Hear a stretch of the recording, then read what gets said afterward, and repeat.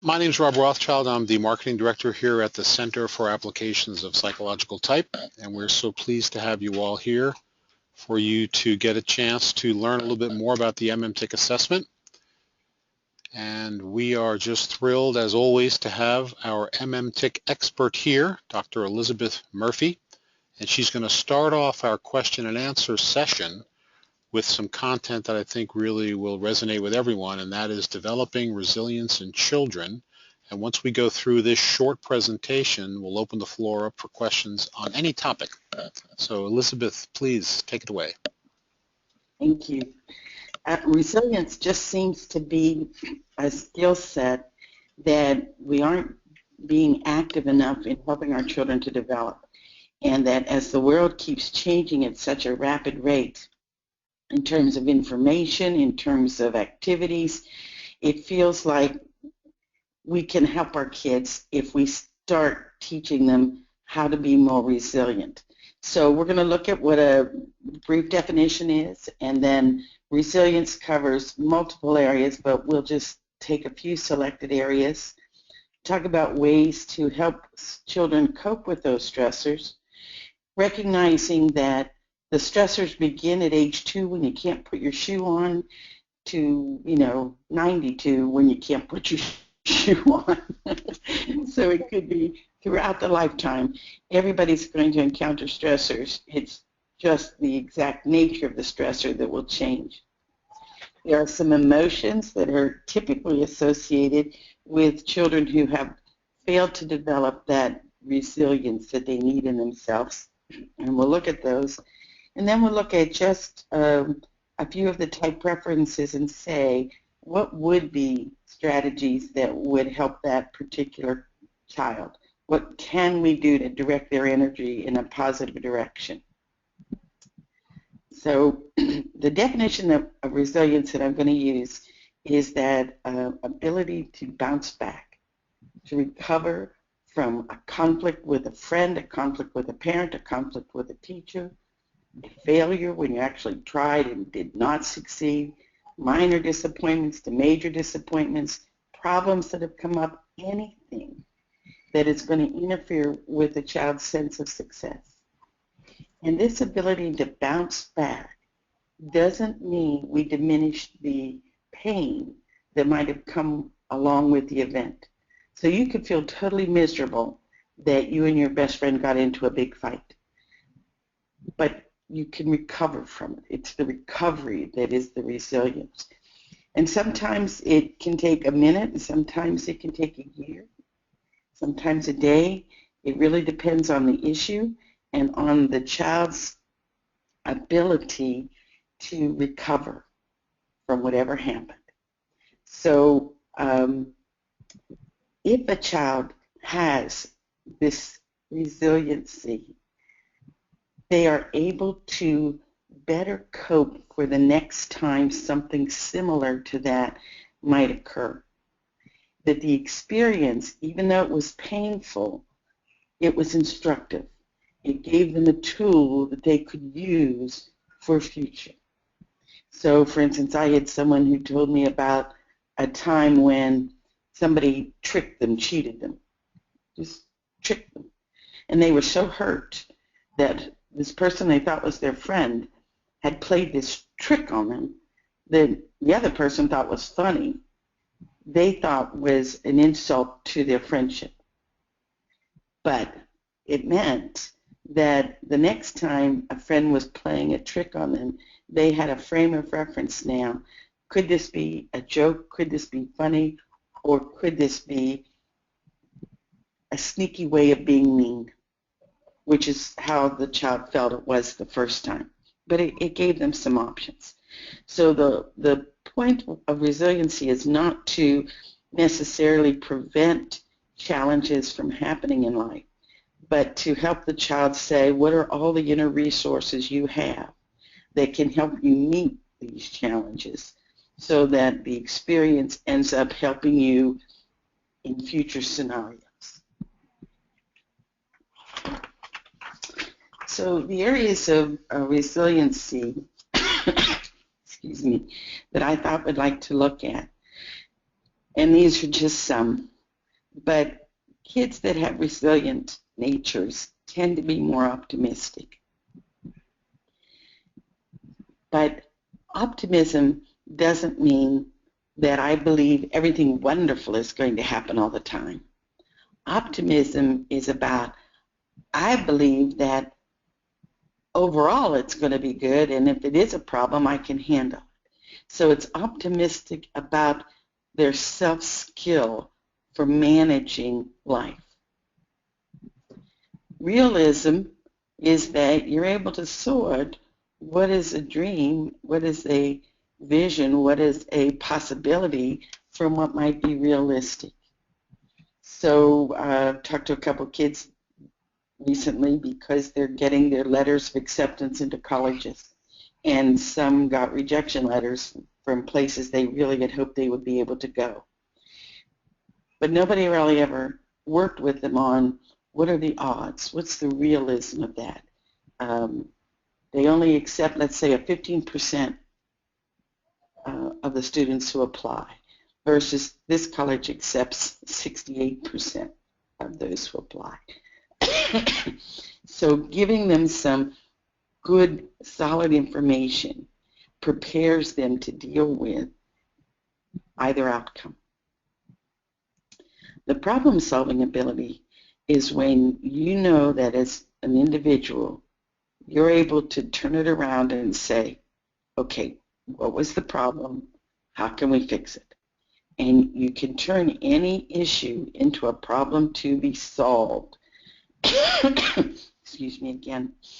The problem may mean that you have to reach out and get help solving, but you believe in your overall ability to somehow get it completed. The empathy is both a give and take kind of empathy, that if a child is resilient, they believe people will be empathetic with them, but they're also able to be empathetic with others. And so to be able to have that give and take of recognizing when somebody else needs support and how could you perhaps help them, or at least acknowledge that they are having a hard time. And empathy to say that when I'm miserable, I know there will be people who will be able to help provide empathy for me. It's a confidence that you have that life will be there for you. Again, another area is self-care, that sometimes we have kids grow up and they're waiting for everyone to fix the world around them. They're waiting for mom to make sure the clothes are there, and somebody else to make sure the ride is there, and somebody else to make sure that they get the tutoring they need, and somebody else to make sure. But it always requires an attachment. It's somebody else looking out to say, what do you need? Here, let me help you. I'm totally okay if the child says, I need help with my clothes. Will you help me? To me, that's still self-care. The child is recognizing what they need and seeking out ways to get it done. I need help tutoring in math. Can you get me a tutor? Again, the child is initiating that self-care.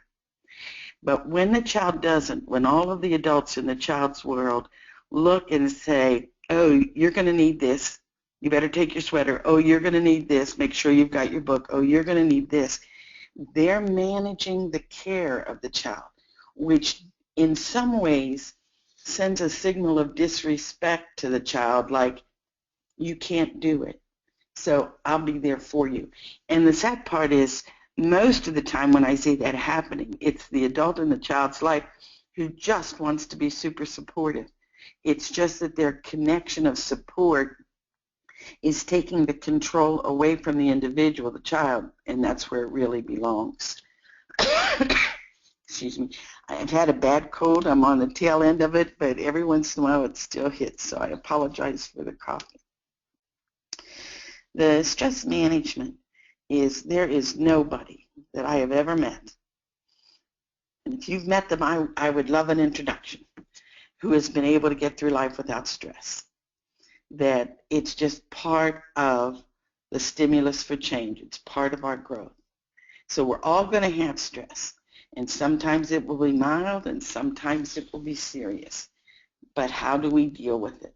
And children who have developed that tone of resiliency say, when stress comes, I can recognize how it affects me and I'm able to do something about it.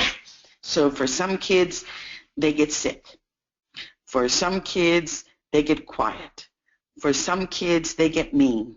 They get aggressive. For some kids, they just get teary and frustrated because they can feel the stress, but they're not managing the stress.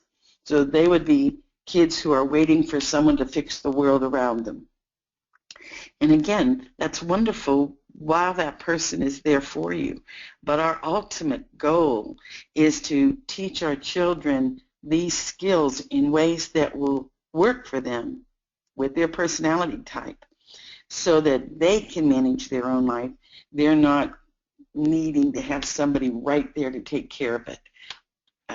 The other person can be supportive without taking over the responsibility for solving the problems. Okay. So I've always felt like there really were only these two broad things that you could do. When a problem occurs, when a situation is, there's a disconnect, I can change or I can cope, and there's really not many other options. If I'm going to change, I can change me, what I do, how I react. So for some kids, it would be like, okay, so somebody is picking on you or trying to cheat off your work. Some kids have handled it by A, some kids have handled it by B, and some kids have even tried C. Any of those sound good to you, or shall we look for another option? That's changing you, what you do. And a lot of times when you change what you do, it changes the whole situation. You can change your attitude.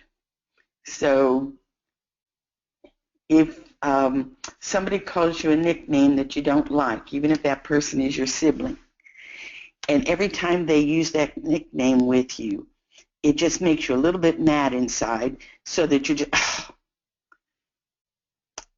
and then all of a sudden they say, I use that name because it's a special name to me and it's special to you, and it's my kind of cool way of connecting with you in a way that nobody else can. So all of a sudden now, oh, that name isn't a mean name, it's a special name. So my attitude toward that name totally revised, therefore the stress of the name is gone. The situation, if you can manage the situation, that's great. But many times we cannot. We cannot change that we got a teacher who really didn't have good skills. We cannot change that the mean person is in the classroom with me. We cannot change that everybody else can do the athletic things and I can't. We cannot change all of the situations, but we can make growth in some of them. So for the athletic skills, I can increase my proficiency. For the teacher who doesn't know what she's doing, I can't change that. I know it's temporary until the next year. So because I can't change the situation, then I have to choose my backup option, which is to cope with it. So if I'm going to cope with a teacher who doesn't know what they're doing, and children with a T preference who are listening every day to a teacher give a lecture and they don't believe that teacher is competent, it is incredibly hard for them to trust the information that person shares. So they will begin to challenge almost anything that person says and does. And an F child who has a teacher that they feel is just mean and doesn't like kids anymore, and unfortunately I've met a few who were at that point in their career, then they don't feel there's any point in going in because it's just going to be a mean, hard day. So we then talk with those kids about what will help you get through that moment, what will help you get through that 45-minute lecture period, what will help you get through that day. What is it that you can use to cope? So when you cannot change the situation, you cope.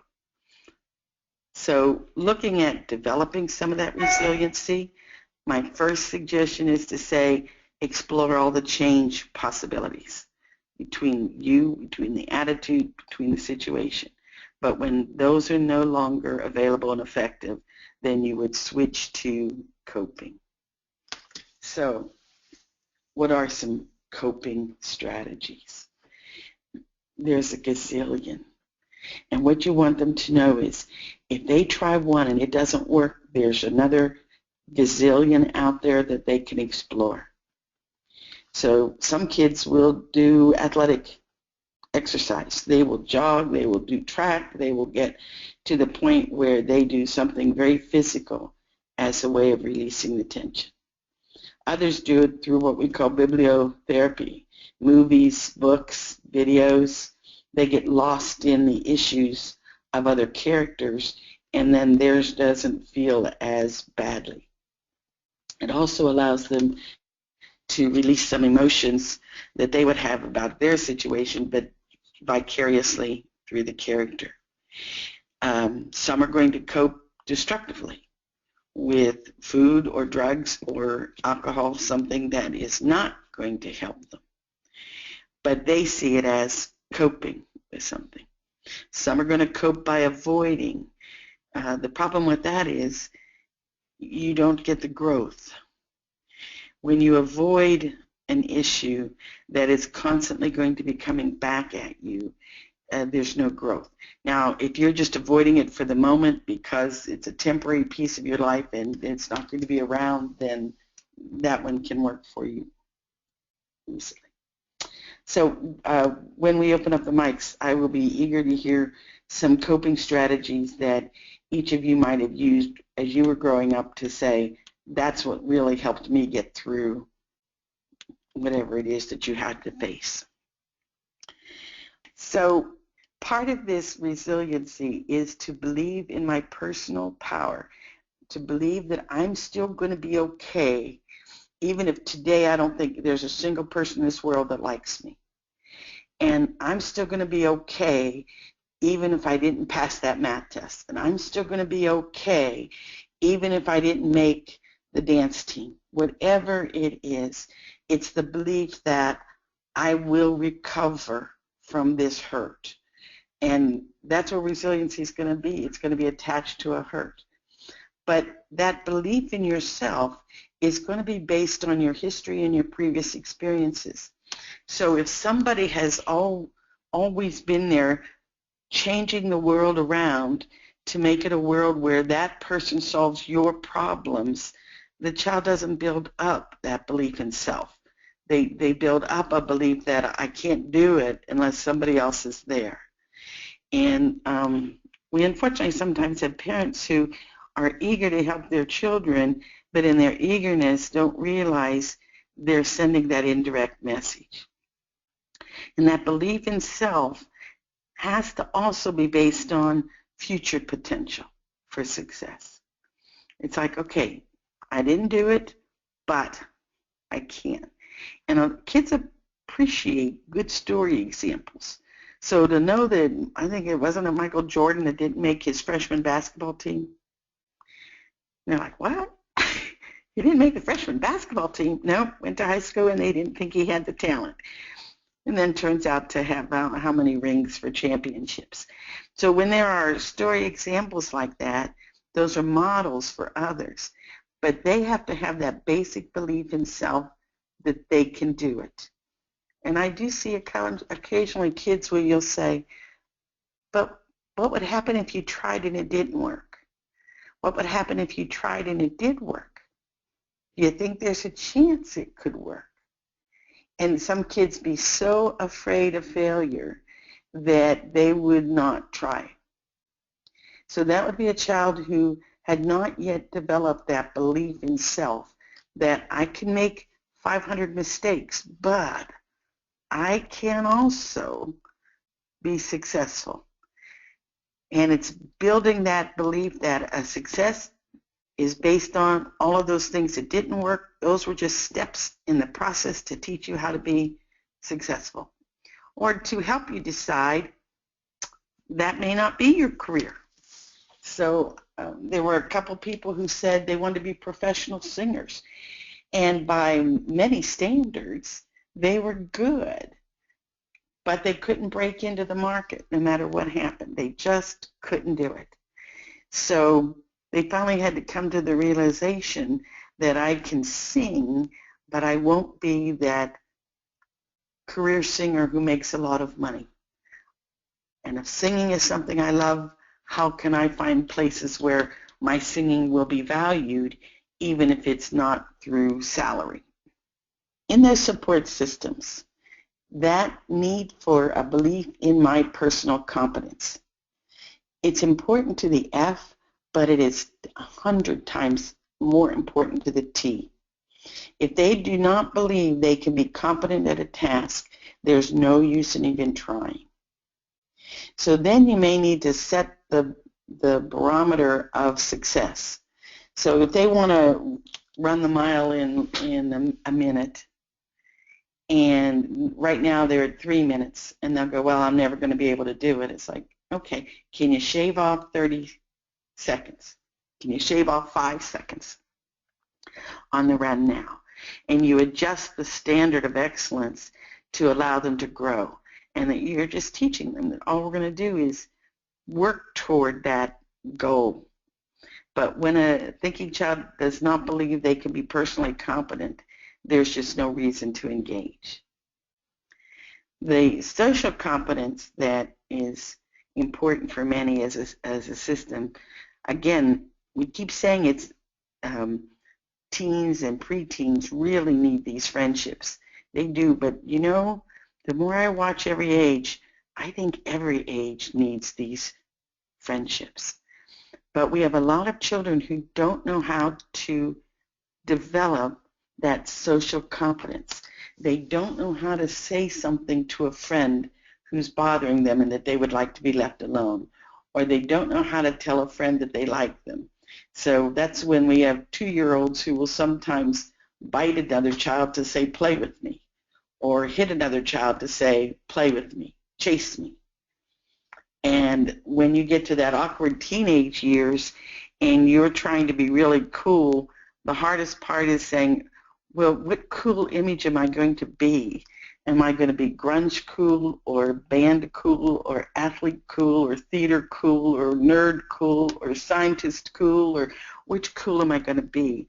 And they will oftentimes try on so many of those personas that it actually doesn't contribute to their belief in their social competence.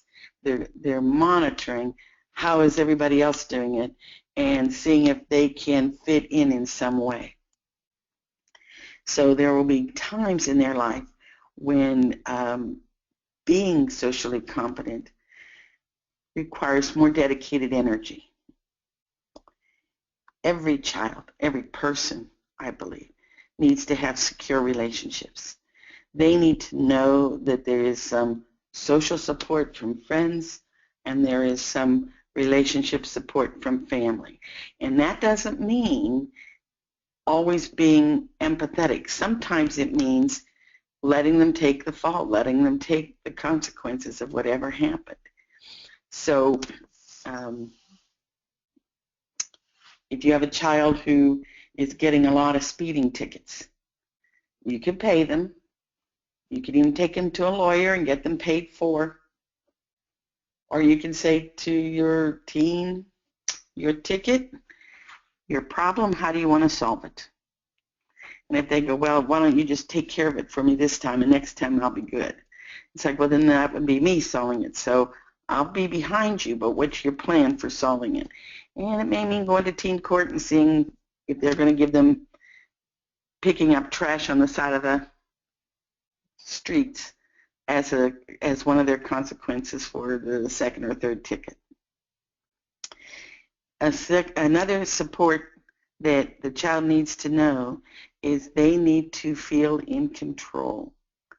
when you feel like you have no control at all over your life, over what you wear, over what you say, over who likes you, who's there, you can't, nothing is in your power. There's no resiliency that's ever going to be able to develop, because believing I can control something and managing it well is part of the resiliency model. It says, okay, it is my world, and it's not always going to be great, but I can fix it, I can manage it. So I lost those books, and we have to have them. How am I going to solve this? You see how it all ties back in? But only if you believe you have control. Otherwise, you get children who just state the problem. I lost the books. And they're waiting for somebody else in the world to tell them either what to do or to take over the problem and solve it for them. But we really need to allow ways to help our children develop their own sense of control if we want them to be able to develop the resiliency to last past life with parents. Sometimes outside influences can be a tremendous support system for the children. And those can come from books, from movies, from peers, from significant adults that are personally known, and even significant adults that they know through media. So it's like looking at it. Well, what did Michael Jordan do after he didn't get on the basketball team freshman year? Becomes a model for, okay, I never thought of doing that. I could try that. Or, okay, so so-and-so, they didn't get to be a good singer for 20 years.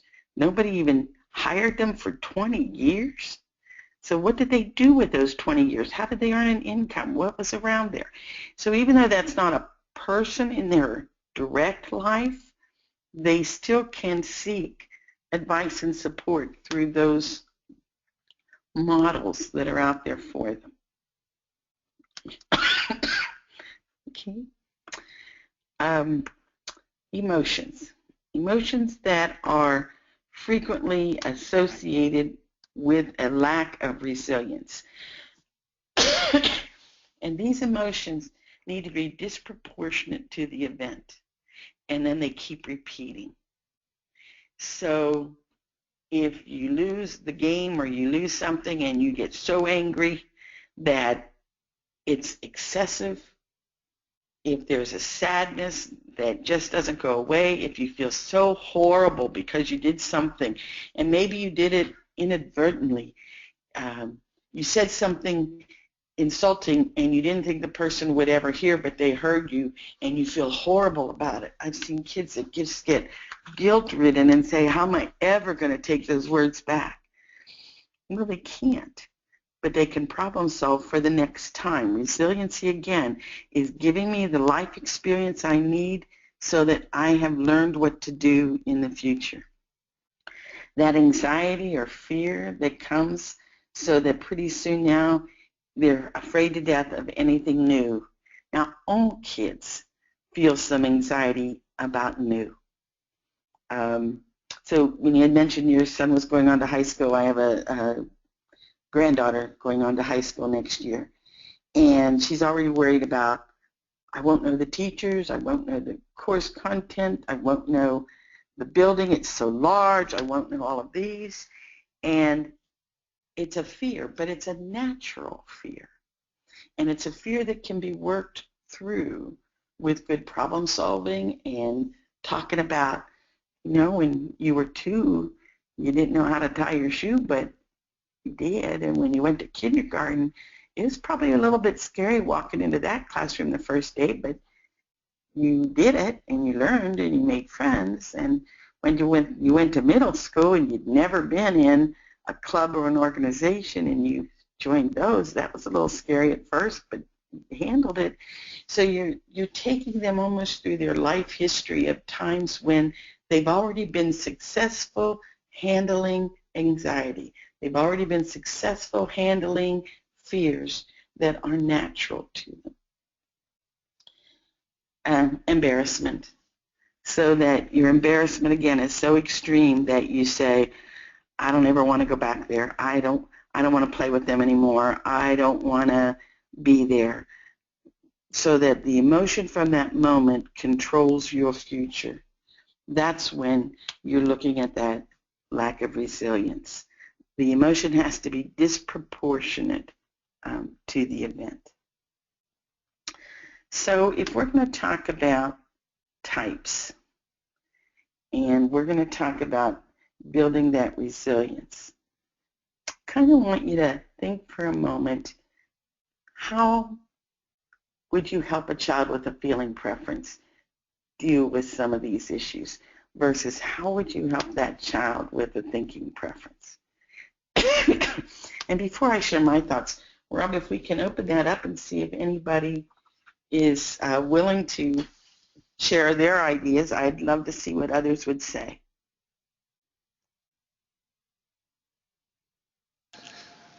I can open up some people's mics, but if somebody wants to say something, it might be best to just raise your hand or ask a question. Let's see. It's a little slow, the opening of microphones here, so.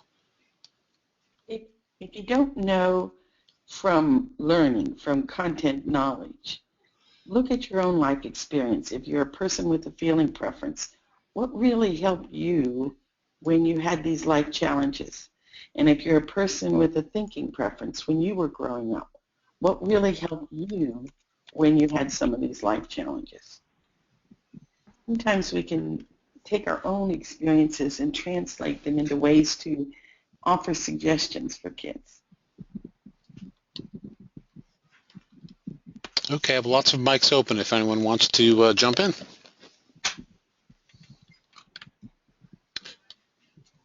I just had a conversation today with a mom of a fourth grader who sounds like she's a feeling child, and she had told her mom that she just didn't feel like she fit in this world. And mom, rather than just hearing and acknowledging the feelings, she's been in a pattern of dismissing those feelings. And so we just talked about, for a feeling child, how important it is for somebody to be able to hear just the reality of those feelings before they try to move to problem solving. You are right on target with that, that everybody needs to know that the content they shared was heard. And using listening skills to be able to affirm not only what the issue was, which is nobody wants me around, to the feeling that goes with that is that dual power of good listening skills. So yes, they have to be there, but if you get a parent who starts, they don't want their child to have that feeling, so they deny it. Right. So maybe they're overreacting. Maybe they didn't really mean that.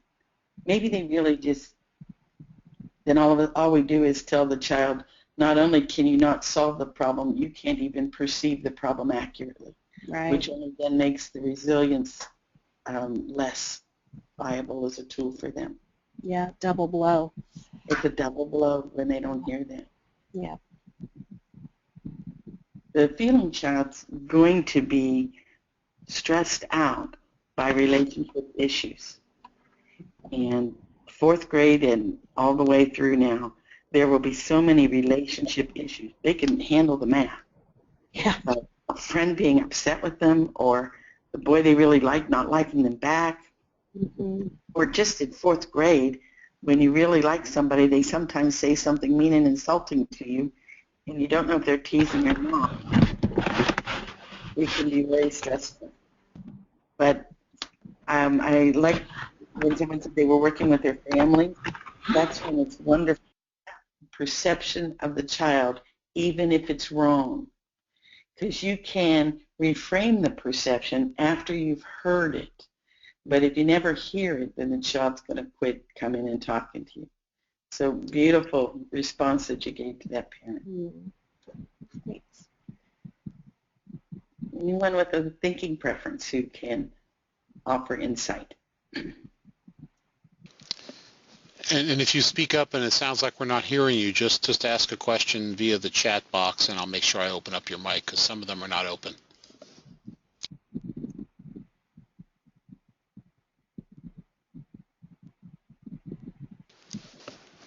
Maybe no one wants to jump in. Elizabeth?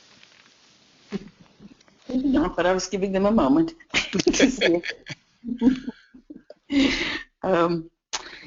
I think the kids with our thinking preference struggle most with feelings of incompetence.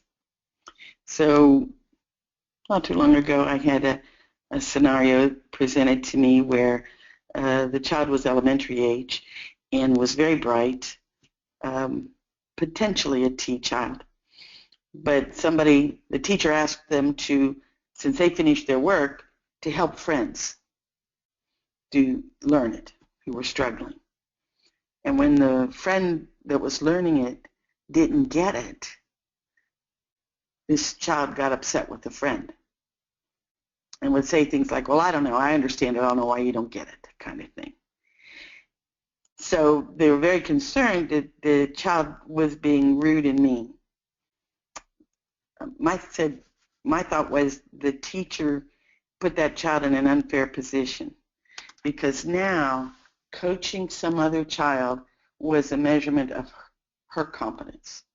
And so that when that other person didn't learn, it was her fault. She didn't get the job done.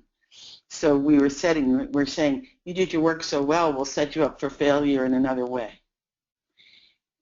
Instead, what we needed to do was offer her options and say, if you have finished your work, we'd like to develop your skills helping others. Do you want to do that by making some support materials for study guides for them to help them, like flashcards if it's a very young age? Or would you like to try working with them one-to-one? And if they say, I'd like to work with them one-to-one, say, well, then let's say how we can approach them. And you teach the child then the language to use, such as, this is the way that learning helped me to understand it, but we're all different, and you might have a different way of learning. So if my way doesn't work for you, then we can get the teacher to show you some other way. But I will be happy to show you my way that worked for me. I just want you to understand it. It may not be the best way for you. That little sentence frees the child from the obligation of their partner's learning, but allows them to share what worked for them. But we created tension for that child by, again, setting them up with a task that sounded like, won't this be nice and helpful? But instead, if they were a thinking child, actually was a threat to their competence. And then they didn't know what to do with it. So most thinking kids in the very young years, it's either your fault or my fault, and they will always pick you as an option. Okay. So let's go ahead then and just talk about for a moment how we're going to build some of that resilience in kids. And that is, we're going to focus on identifying the problem and solving the problem, with the caveat that if there is emotion involved, that you acknowledge the emotion as well as the issue. And we're going to build a support system, whether that's social, cognitive, family, friends, professional examples, whatever it is. And we're going to help them to accept that responsibility for the outcome, because part of controlling your environment is being able to take responsibility for what happens. So if you said that you could get the maps all colored and then you didn't, that's the problem. You can try and solve it now, but you also have to accept the responsibility that you did not do what you said you were going to do. And then we want to always build within them that belief in the potential for change and for improvement. That world feels pretty crummy today, but there's always tomorrow. And so what will we make different about tomorrow in order to make it a better place than it was today? And we'll allow them to feel miserable for the moment. We just won't allow them to be so miserable it interferes with functioning. But the genuineness of the feeling will be there. And some of your extroverted feelers are going to show the intensity of that feeling much more than your introverted feelers or introverted thinkers. Okay? So to recognize that the ability to develop resilience is going to be a process. It isn't a magic thing that we do for them in kindergarten and first grade and then they carry that skill with them through life. It's a skill that needs constant use for every age as they encounter the next challenge and the next challenge and the next challenge. So we'll go on to the next slide. That the challenges are going to change with time, but the skills for developing resilience are going to be consistent. It's always going to be about believing in myself and my ability to fix the problem or cope with the problem. So you are welcome to react to anything about the resilience. You can disagree, you can enrich it, anything you'd like, or you are welcome to ask any other question. Specifically, if you have been working with families and they've asked you a question about using type awareness to help their children or children that they work with, I'm open to any kind of question that you might have.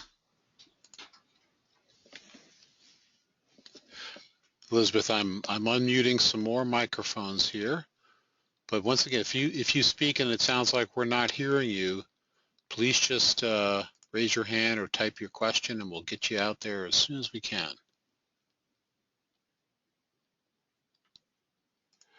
Elizabeth, I know resilience is one of the key factors when dealing with kids who might have a propensity to, get on the wrong side of the law or exhibit addictive behavior. There's just a whole world of research about resiliency in that regard. So I'm really glad you picked this topic. It's a good one to be able to help kids do better with. It's when they chose a coping method that solved the problem temporarily but didn't really give them the overall lifetime skills, which is why it's such a broad piece that they have to be able to manage their own life. And that means solving all of the little problems as life goes on so that they can solve the bigger ones later. Like we've had parents who said, I don't want them to feel badly, so I didn't tell them that their dog died. He said we took him to a farm where he could run and have a lot of fun. But then they have no opportunity to deal with a real life issue, which is death. And then later on, when there is a death in their life, that first exposure to it is harsher because they didn't get the formatting that they needed from younger years. So there's no age too young to begin to be taught skills that go with resiliency. Elizabeth, Janelle has another question, and Susie, it looks like you're self-muted, so you need to unmute yourself when you're ready. But Janelle, did you want to ask your question? Sure. I was just wondering, when you've got a child who's got a learning disability, what kind of language do you use, sort of regardless of type, or I guess maybe it can't be regardless, but what language would you use to be encouraging resilience when there's something very concrete that they're struggling with? Right. I would identify that concrete piece. This is going to make your learning a little more complicated for you than it may be for others. But it's still you solving the problem of what do I need to do to master this? What do I need to do to learn this? Okay. So somebody who lost their leg in a motorcycle accident has to learn what do I need to do to be able to be mobile, to get around. And there are many ways they could use the wheelchair assistance. They could use an artificial limb. They could use learn to walk with one foot. There's many choices. So yours is not able to be touched. It's inside of you, but it's a way your brain works for processing information. So let's discover what is the way that works for you so that you can manage how you need to learn. And then let's talk about when it's not working for you, what are the things you can ask for support. Because if the child asks for them, they're still in charge. Yeah. If we give it to them, they're not. But so it's exactly the same skill in terms of resiliency. It's just some honesty that they have a struggle with learning and that some others may not have. Yeah. Okay. Thank you. That's helpful. Does it help you? Okay. Yeah, it does. Thanks. Does anyone have an example of challenges they've seen children have to face where they felt helpless? Either the child felt helpless or the parent did. I think, Susie, you're unmuted if you wanted to ask your question. Yeah, it's a separate question. I don't know if you, Elizabeth, just asked a question to the group. If you want to respond to that first, and then I can ask my question. Well, that's okay. Okay. My question with regard to resilience is, the types assessment. There's no wrong answer. It's what is your best, what is your preference, and what is the way that you approach and look at the world and make decisions. But resilience is different. There's a low ability and a higher ability, and so I see how it definitely relates to and supports types. But how would you approach a school or children to uncover resilience and explore it? Is it through just questioning and self-assessment and reflection and scenarios, or do you have other ideas or tools or approaches that you would use with, say, a group of children? Yeah. So I would probably approach it almost as if, take a toolbox and say, we can open that toolbox up, and I might have a hammer and a wrench and a screwdriver and a nail and a picture hanger or whatever it is inside. And then I decide which one do I need to use for this job. Well, resiliency is like your toolkit. And inside that tool are ways to solve the problem, cope with the problem, find my support group, be in charge of things, and I can pull up whichever one I think I need for this moment. So although we might measure it, I don't know that there's a need to measure resiliency. A lot of the resiliency measurement tools that I've used in the past have a very hard time sifting and identifying where the critical need is for the person. Because you may not, I may never cope by being athletic, but it's an option for somebody else. So what I want to do instead is say, I would use resiliency and the development of those skills that go with it as everybody has their own toolbox. And how you control your life, how you are able to define the problem, how you are able to cope will be specific for you based on your personality preferences, perhaps, based on life's experiences, perhaps, but that everybody has the toolbox. And if you know how to use the different kinds of wrenches, I know that there's some that have movable parts and some that don't, then you're going to be able to be handling any project that comes up more effectively. So when you know how to use those good listening skills, those good problem-solving skills, those good coping skills, then you'll be able to use your resiliency. So my focus would not be on measurement as much as explanation and use. Thank you. That's only an opinion. You may find that it is important to you. Can you hear me? I can hear you. Who's this? This is Sandra, and Hi, Sandra. I love these. I'm so glad I could make it to this one. Yeah, oh my goodness, thank you. I actually gave a presentation today, and I wondered, Murph, if you could maybe offer some advice for those of us in the field when a parent or another colleague says, you know, everything you've just talked about is interesting, but I don't buy it. There's no science behind it. Say, well, you know, one of the things that was very important for Jung was individualism. And if it's not the right tool for you, it is the right tool for many. So our goal is to make the tool of awareness of the tool available. So for those for whom it would have meaning, they have that opportunity for that exposure. That I can tell you that from direct experience that when I teach children about type, and I mean little children, 5-year-olds, 4-year-olds, mommy's way, daddy's way, sister's way, brother's way, I don't have to use type, but I use the Z model of problem solving with 5-year-old kids. Just as a strategy, they feel empowered. They feel like, oh, and it's part of that awareness of self that lets them manage who they are, which puts them into control, which gives them, again, one of those little pieces that fit the puzzle with resiliency. So when people tell me there's nothing to support it or sustain it, I will say, well, it is a theory, and the theory does have research that goes back to the 1920s, and that if it's not the tool that will have the most personal value for you, that's okay. But it is a tool that's been valued by many.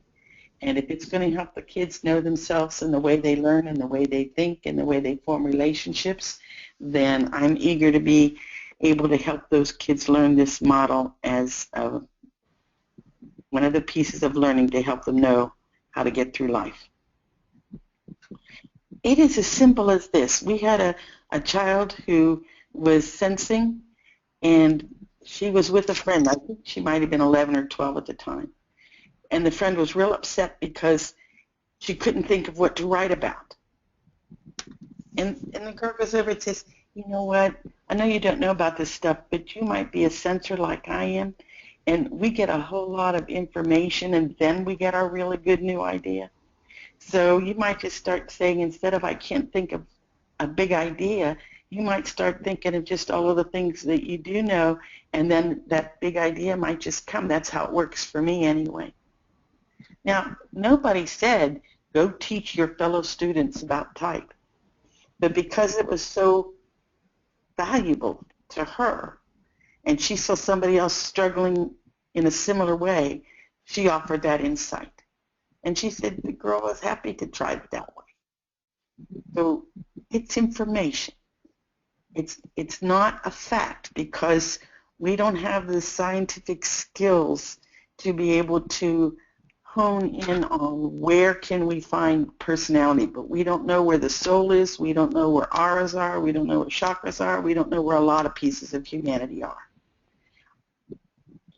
I'll just say it's all going to come down to the genetic coding someday, but until we get that skill set, we look at them as a theory, and if this theory makes sense to you, use it. And if it doesn't, I wish you well. You know, it's like, it's hard to convince people who have their mind made up maybe even before they understand it all. That's a good point. Hey, there's one more question, Elizabeth. Bill asks, what do you do if a child picks a coping strategy that may be effective for them as a child at the time, but may not be effective as an adult? Excellent question. So I would go again through the repertoire of things that worked for us when we were younger don't always have the same power for us as we age, because our situation is different. So you don't ride a tricycle when you're 22. You ride a bicycle or you drive a car, but you get around on wheels in a totally different way. So that coping strategy of avoiding or watching movies maybe helped you deal with the emotional need, but it didn't help you improve the relationship. And now that you're an adult, you not only want to get respite from the pain of what happened, but you also want to be able to resolve the problem. So let's explore and broaden our options for coping strategies. And again, I can give them a wide variety. I can even give them some research that shows what types have been attracted to what particular coping strategies that are available. But I want the person to have a wealth of choices that then can work for them. As long as coping is when you cannot fix the problem. But I would make sure we had talked about first, is there a piece of this problem that's fixable, as well as the coping part. I really appreciate your questions because to me they have more long-term value than the content that I can offer you. But so thank you for those who took the time to ask a question. That was very nice. And if anyone has a question that they think of as soon as we end this call, which is just a minute away or so, feel free to email me. My email is easy. It's an easy one. It's rob@capt.org. And I'll pass that along to Elizabeth, and I'm sure she'd be happy to answer any question that you might have. Absolutely. So unless anyone has another question, going once, going twice, anyone? Well, thank you so much. Yeah, thank you. Thank you. I'm pleased you were able to join us. You are all so welcome. On the screen now you see a few places to connect with us when we're not live online like we are now. The Facebook page, our Twitter account, we have a YouTube channel, and of course you can always read what's going on the capt.org website. And Elizabeth, thank you so much for making time to present your expertise to us. It's always a fantastic meeting when you speak. Thank you, Rob. Thank you for helping us. Everyone have a wonderful day and enjoy all of the children in your life.